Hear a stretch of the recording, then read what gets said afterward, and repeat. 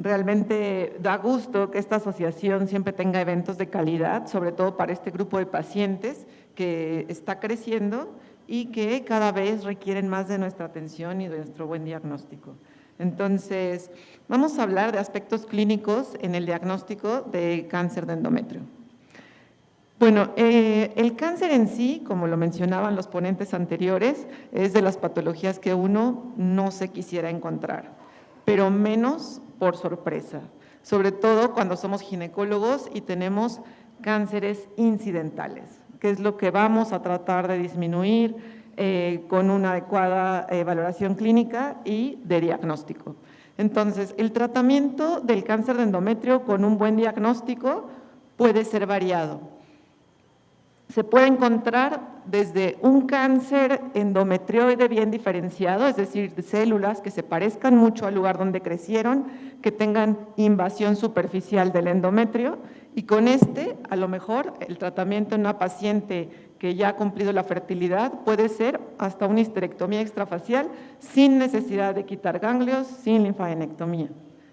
Pero nos podemos ir al otro extremo, donde podemos tener un tumor poco diferenciado o seroso, que son tumores agresivos, o nosotros les llamamos de histologías desfavorables, que pueden tener extensión a otros órganos, y en estos casos la cirugía indicada es una cirugía etapificadora con citorreducción que puede ser muy mórbida.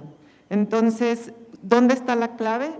Realizando un diagnóstico adecuado. Hace poco platicaba con un doctor colega bastante mayor que yo, como unos 20 años, que todavía ejerce, y me decía que en los últimos años él había notado un incremento en las pacientes con cáncer que le habían resultado como incidentales, que no había tenido en su carrera previa. Y efectivamente, esta gráfica de números absolutos de mortalidad en mujeres de 20 a 85 años del Globocan en México nos muestra cómo en el 98 había aproximadamente 220 muertes registradas por cáncer de cuerpo uterino en el país, y actualmente en el 2016 se mencionaron más de 800 casos de muerte. Aquí estamos calculando que la incidencia va a ser como 6 veces mayor, porque en el cáncer de endometrio, afortunadamente, encontramos un diagnóstico más temprano y hay mayor tasa de curación.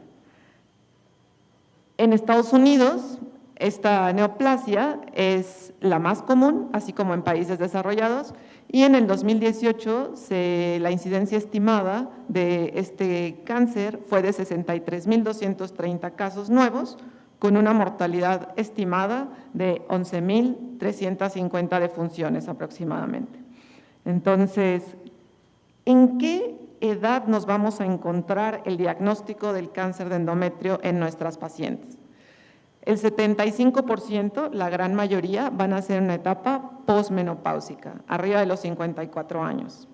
Sin embargo, también tenemos un bajo porcentaje, aproximadamente 5.4%, en etapa premenopáusica, que son pacientes que inclusive pudiéramos encontrar que aún tengan deseos de fertilidad y en casos muy seleccionados, pueden ser candidatas a un manejo conservador en donde pudieran llegar a tener un hijo.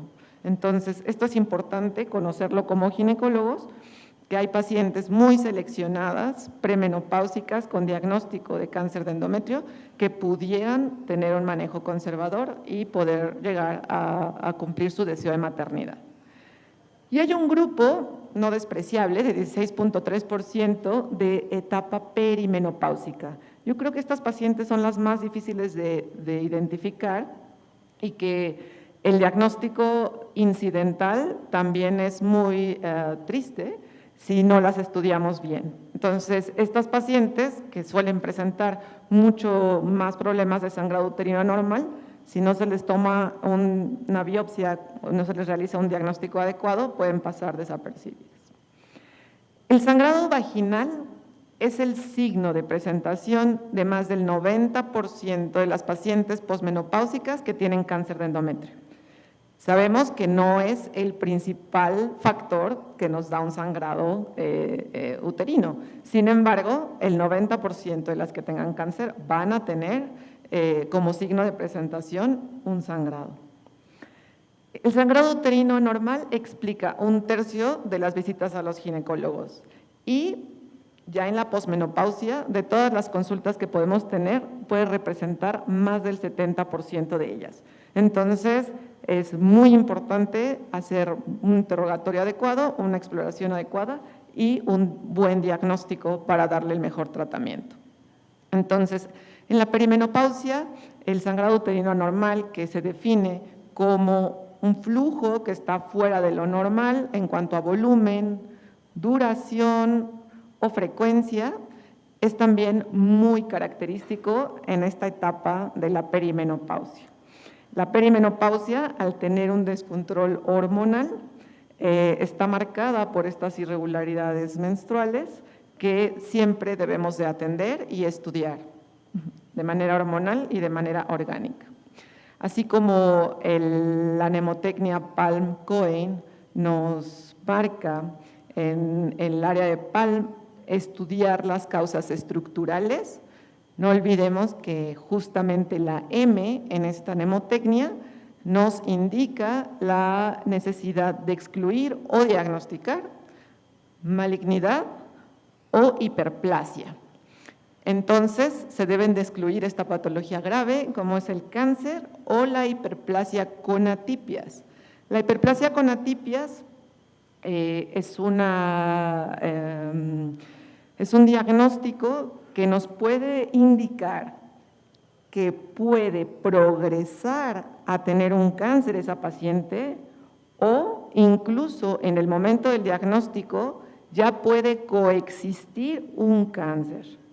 Cuando tenemos el diagnóstico de una hiperplasia con atipias, debemos de informarle a la paciente que puede tener hasta un riesgo de un 50% en los estudios que tenemos, que en ese momento ella ya tenga un cáncer de endometrioide, muy probablemente bien diferenciado. Entonces, hay que tener, no demeritar a las hiperplasias, sobre todo a las hiperplasias con atipia. En el hospital donde laboraba previamente, es un hospital ginecológico muy grande, donde la hiperplasia es muy común como diagnóstico y todas las pacientes que tienen una hiperplasia con atipias, el útero se envía a transoperatorio. De esto, los resultados han arrojado que hasta el 70% en el transoperatorio el patólogo ya nos detecta un cáncer de endometrio. Y entonces se puede completar la cirugía oncológica si en ese momento lo requiere. Entonces, siempre darle importancia a este tipo de resultados como hiperplasia con atipias o hiperplasia sin atipias. Entonces, ¿qué es lo que podemos pensar con todo esto que hemos platicado? Bueno, que resulta crucial la obtención de una biopsia.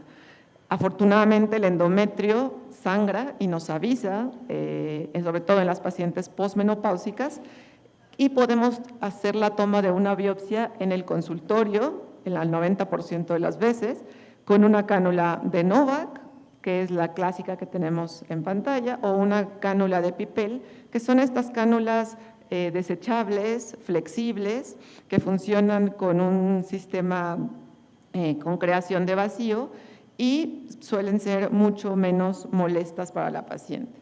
Si no tenemos la posibilidad de tomarlo así, no hay que nunca dejar el diagnóstico, sí podemos todavía agotar el recurso de la histeroscopía para dirigir la toma de la biopsia. Entonces, a veces la cánula de Pipel nos puede parecer que el tejido que obtenemos es muy poco. Sin embargo, bueno, ¿cómo se validó? Se hizo este estudio por el grupo de Stovall, donde se tomaron 40 pacientes que ya tenían el diagnóstico de cáncer de endometrio y una semana antes de someterse a cirugía se les tomó una biopsia con la cánula de Pipel. de las cuales 39 de ellas resultaron positivas y con esto se le dio una precisión del 97.5% y se le dio luz verde para ser comercializado, promovido y aceptado como el estándar de cuidado. Posteriormente, en otros grupos se pensó si estas pacientes que habían tenido ya la toma de la biopsia con PIPEL ya tenían previamente el diagnóstico de cáncer de endometrio. Entonces, ¿cuántas pacientes podríamos pasar por alto con una biopsia, con una cánula de Novak, antes de pasar a quirófano? Entonces, a 65 pacientes que no tenían el diagnóstico, se les hizo una biopsia previo a la cirugía en el quirófano, de las cuales se pasaron por alto 11 de 65 casos en total, con una sensibilidad entonces de 83%. ¿Cuál fue el resultado de esta investigación? Que bueno, cuando el tumor en el subgrupo donde abarcaba más del 50% de la cavidad, entonces ahí sí la biopsia fue precisa en un 100%. ¿Qué les quiero transmitir con esto? Que cuando no existe una buena correlación entre la biopsia y la clínica que yo tengo con el estudio de imagen con el que contamos en el consultorio, que es el ultrasonido, o en la institución, aunque esté realizado por otra persona, no nos quedemos ahí, o sea, tratemos de agotar todos los recursos.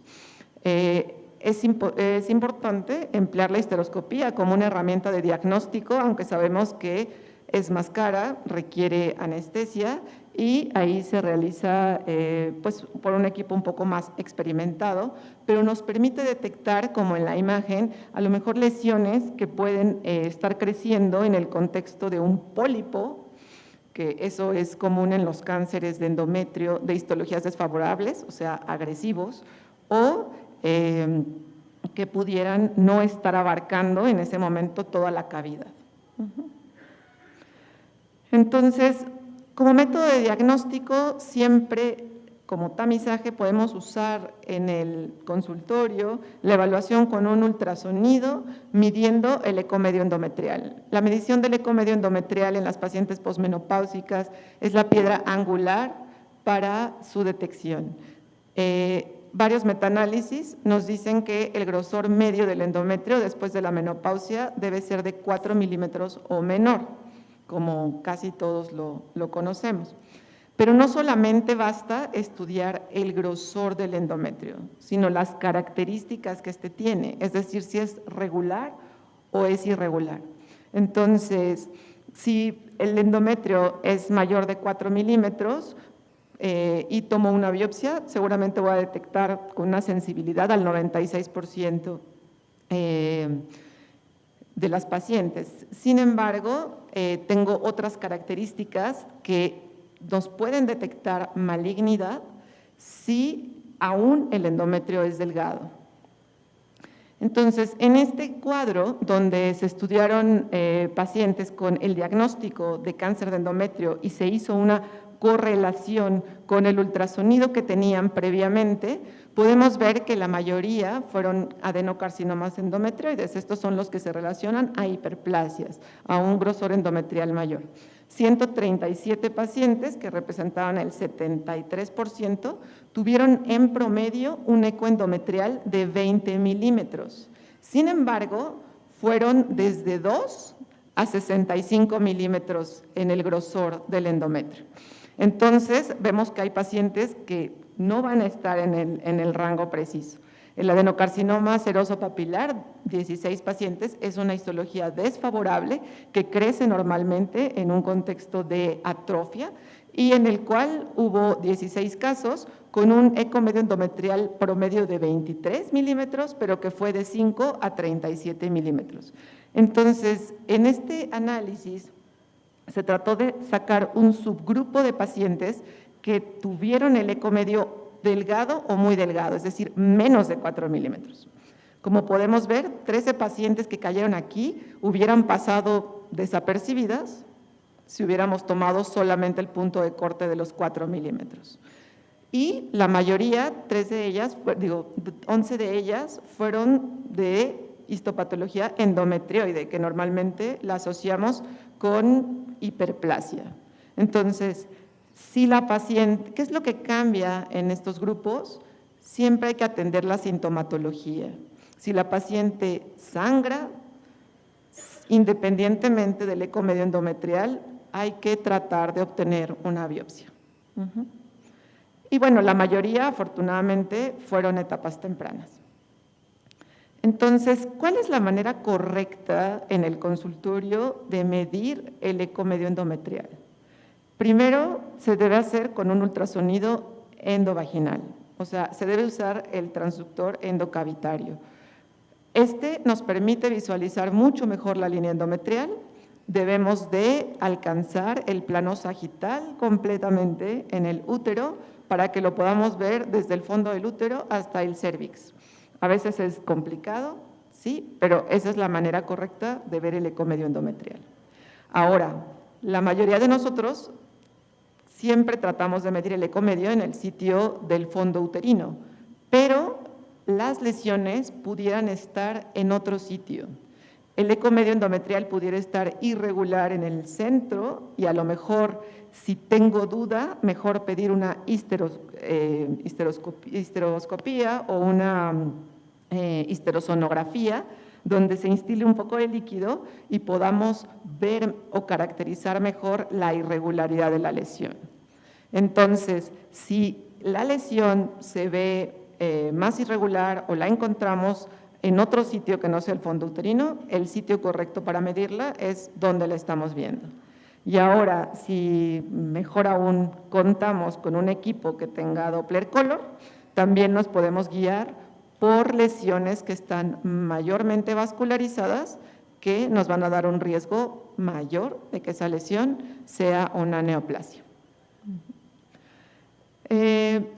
¿Cuál es la utilidad también del ultrasonido transvaginal? Aquí dicen el cáncer de endometrio tipo 2. Nosotros le llamamos tipo 2 al cáncer de endometrio, que normalmente son histologías desfavorables, que pueden también crecer en un entorno de atrofia.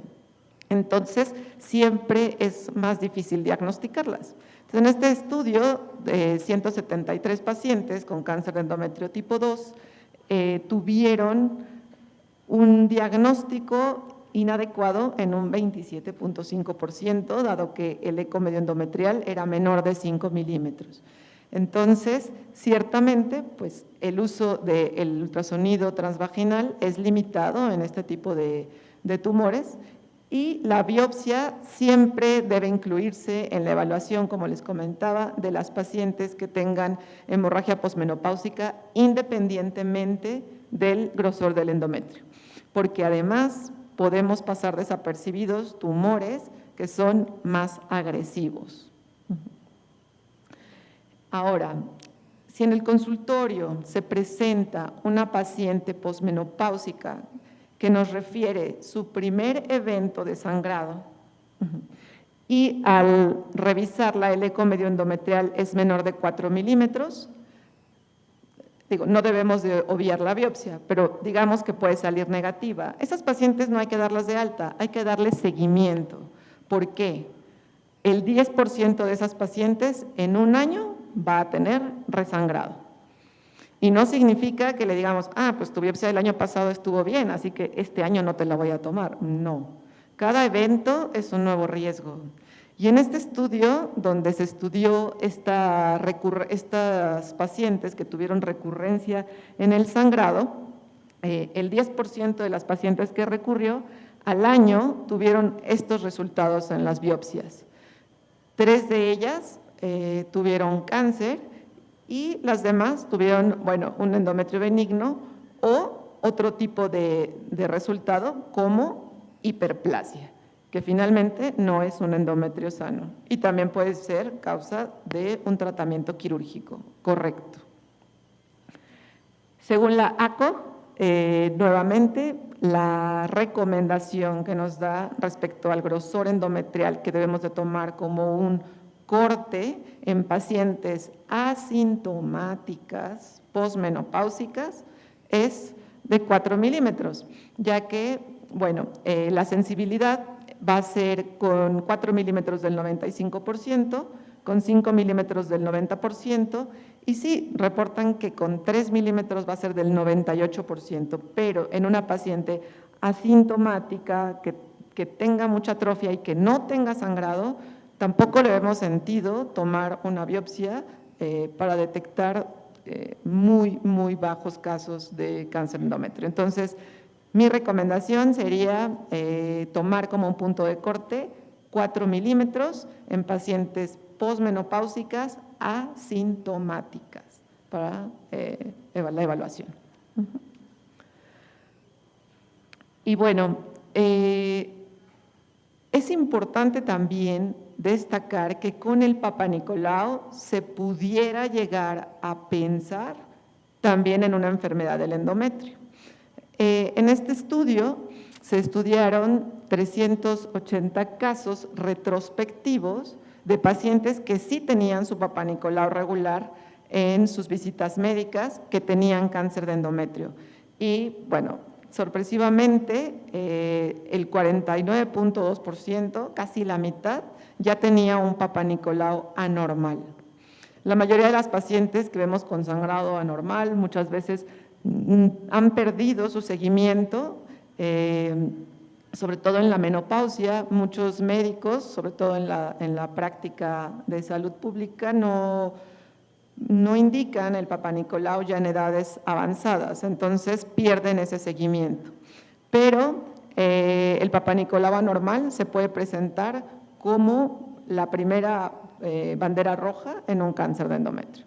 Entonces, 80 de estas fueron diagnosticadas como células glandulares atípicas y 41% como adenocarcinoma, que había que buscar ya no en el cérvix, sino en el endometrio. De ellas, hubo un carcinoma endometrial en la mitad de las que tenían el Papa Nicolau anormal, seguido de un carcinoma seroso y de uno de células claras o un mixto mülleriano, que son tumores muy agresivos. Ahora, todos nos hemos encontrado con una paciente que tiene estenosis cervical y es absolutamente imposible tomarle una biopsia de endometrio. Entonces, le ponemos misoprostol, le tratamos de hasta sedarla y es imposible. A veces hay casos donde no se puede tomar una biopsia. Entonces, en estos casos, estas pacientes tienen un mal cribado tanto para cáncer de cérvix como para cáncer de endometrio, porque cuando revisamos también sus Papa Nicolaus previos, tiene 5 años que no tienen células endocervicales presentes. Entonces, esos Papa Nicolaus no es que no sirvan, pero tienen una utilidad limitada. Entonces, siempre hay que correlacionar clínica, de preferencia el estudio de imagen, también valorando el cérvix con el ultrasonido, un buen tacto vaginal, nunca hay que olvidarlo, y la citología. Entonces, estas pacientes que tienen dificultad para toma de citología y obviamente para una biopsia de endometrio, aunque la mayoría sabemos que va a tener una patología benigna, la histerectomía, ojo, con estudio transoperatorio por un patólogo que esté calificado en este transoperatorio de útero, es una opción razonable y también teniendo a su oncólogo ahí, porque de nada me va a servir que en el transoperatorio diagnostiquen un cáncer de endometrio si no le voy a hacer nada, no voy a tomar una decisión. Ahora, les debo mencionar que el transoperatorio lo usamos también los oncólogos y a veces si nos detectan un cáncer de bajo riesgo, es decir, una histología endometrioide menor de 2 centímetros, que no invada profundamente el miometrio, que no se vaya y se extienda hasta el cérvix, podemos también en ese momento obviar la linfadenectomía, o sea, no hacerle nada más que la histerectomía con la salpingoforectomía bilateral. Entonces, para estos pacientes, como les digo, la histerectomía es una opción razonable siempre y cuando los manden a transoperatorio y tengan a un quirúrgico que los pueda apoyar, oncólogo. Entonces, como conclusiones, bueno, sobre todo las pacientes con sangrado uterino posmenopáusico, estar siempre pendientes, siempre realizarles de preferencia una biopsia, hacer hallazgos ultrasonográficos dirigidos a la paciente, siempre tratar de agotar la biopsia y los recursos como la histerosonografía o la histeroscopía para la toma dirigida. Ojo con la citología si es anormal y tratar de hacerla correctamente con el cepillo y la toma endocervical. Y bueno, la histerectomía diagnóstica con examen transoperatorio, con el patólogo y el oncólogo presente, son una opción razonable en estas pacientes que es muy difícil llegar a tomarles la biopsia. Pero créanme que un buen diagnóstico va a ser un buen tratamiento para la paciente, y si hacemos un mal diagnóstico y una mala cirugía de inicio, cambiamos el pronóstico de esa paciente, ¿vale? Entonces, muchísimas gracias por la invitación.